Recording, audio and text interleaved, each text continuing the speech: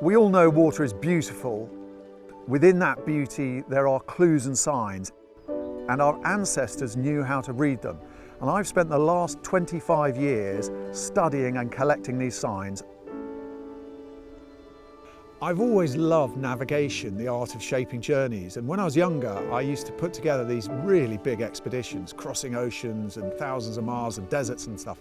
But what I found was that wasn't quite as interesting as shorter journeys, just finding my way using clues and signs in nature. We evolved to understand our landscapes. That's how our ancestors survived. And we can enjoy the same skills even if it's not about survival. It's an adventure for the mind. Our ancestors learned how to find their way across oceans just by looking at patterns in the sea. We can see these very same things in our local pond or lake. There's a breeze which is sending ripples across the lake. And when these ripples hit the small island, they rebound, creating a new pattern.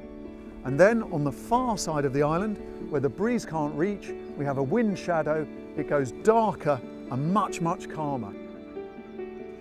Whenever we look at a body of water, we are going to see hundreds of colours.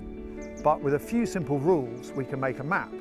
The colour always changes as the water gets shallower. It normally gets a lot lighter in colour.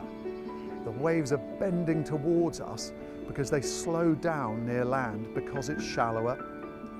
For thousands of years, that's helped human beings not run aground. These are the patterns that saved the lives of our ancestors.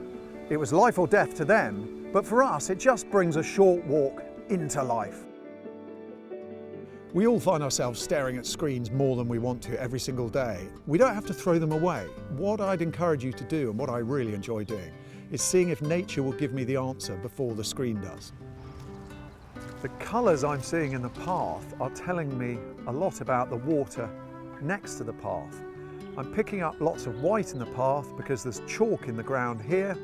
Chalk is one of nature's best filters, and that's why I'm seeing such fantastically pure water with gorgeous colours.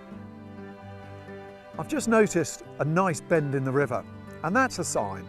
All streams and rivers bend and curve. They will never run straight for more than 10 times their own width. If we see a straight stream or a straight river, it's a sign of human engineering.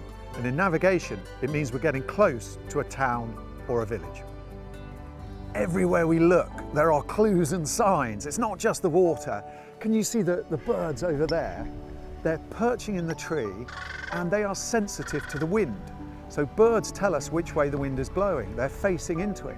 The way they take off, the way they land, and the way they perch, all the same direction. That's where the wind is coming from. If you're indoors and you look out of a window and you see the birds facing one way, they're whispering to you. They're telling you where the wind is coming from, even though you can't feel it.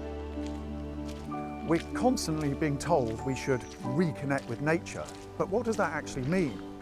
For lots of people, it helps to have something to look for, and a clue is the best of all things. So when we know that there's a clue in the water, we stop, we look, we find it, we solve the puzzle, and then we really feel that connection.